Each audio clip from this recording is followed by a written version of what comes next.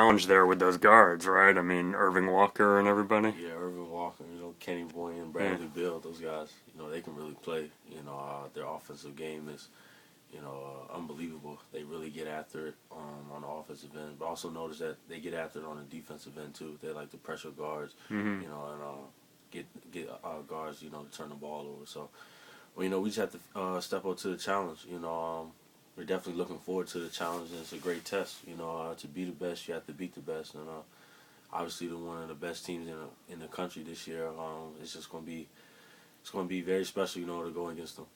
Now Walker's a pretty small dude. You gonna post him up a little bit there? I don't know if I'll post it up. He's short and stocky. He can really play. I've been watching him. The last 2 years, he can really fill it up from three. He can really get into you.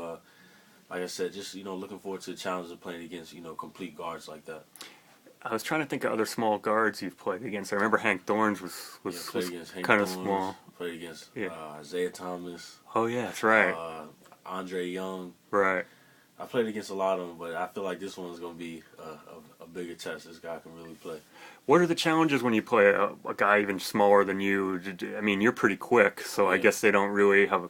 Do you go into the games thinking, well, I could be stronger than them or anything like that? No, or not really. I just, feel I have to just be sound. He's, like I said, he's a complete guard.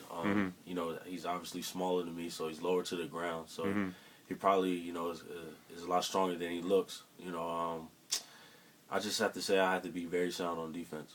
So on the selection show, when you guys found out there and everybody's watching as a team, well, what was that like being in that room? Take me through that there, if you could.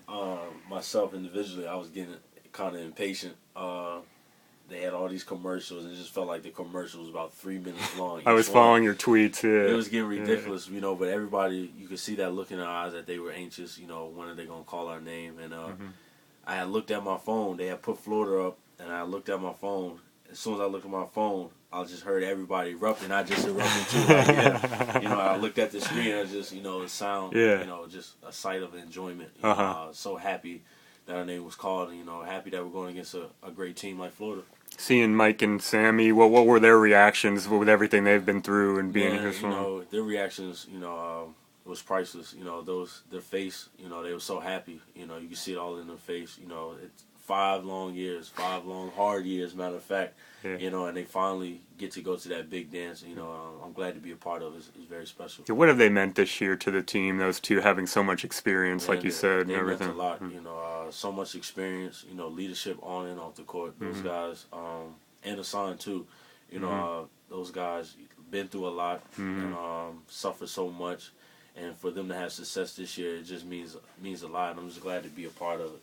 You feel bad Hassan won't be able to take part in that? That's kind of a bummer. Yeah, I do, but we just got to go out there and play for him. I know how bad he wants to be out there, but, unfortunately, his injury, so he can't be out there. But he's still going to be on the bench, so we just have to go out there and do it for the big guy. So growing up as a kid and stuff, watching the NCAA Tournament on TV, do you have any fond memories of having watched the tournament, games over the years, or rooting against Duke, I imagine, like a lot of people, or that's how I was as a kid. I was always rooting against those guys. Yeah, no, I liked everybody, just big basketball fan, growing up, being little. But one game, that really, was mesmerized me was the Duke and Indiana game. I don't know if it was the Final Four or Elite Eight. It was a while ago when Jason Williams played, and they were down. I'm like, yo, this guy, he's about to do something spectacular. And he hits the three, and he ties, I think they were down 4, and he hits a 3, an and 1 3, and then he goes to the line, and they tell him to miss it. And I just felt like that game was crazy. That was a big-time play. Right. His team really needed it. I thought they was going to come out with the win, but they didn't, But I feel like that game right there is just what the tournament's all about, big plays like that. You never know what's going to happen. And especially, Butler, right. going to the national championship 2 years in a row. You just never know in that tournament, especially, VCU having that magical run. Right. It's just, the tournament is just full of surprises and excitement, and I'm just so happy to be a part of it, experience it for the first time of my career. Yeah, it's awesome. It's only my second time since, I went in 07 with the team, so it's like I've covered the team 7 years now, and this is only my second time, so I'm pretty stoked, too. So, have you filled out tournament brackets yet or anything? Do you do that ever, or were you planning to? I used to do that when I was little, but, when I got to college, that's when I stopped. I'm Team UVA all the way. So I don't want to put no other team in that national championship except us. So. Oh, nice.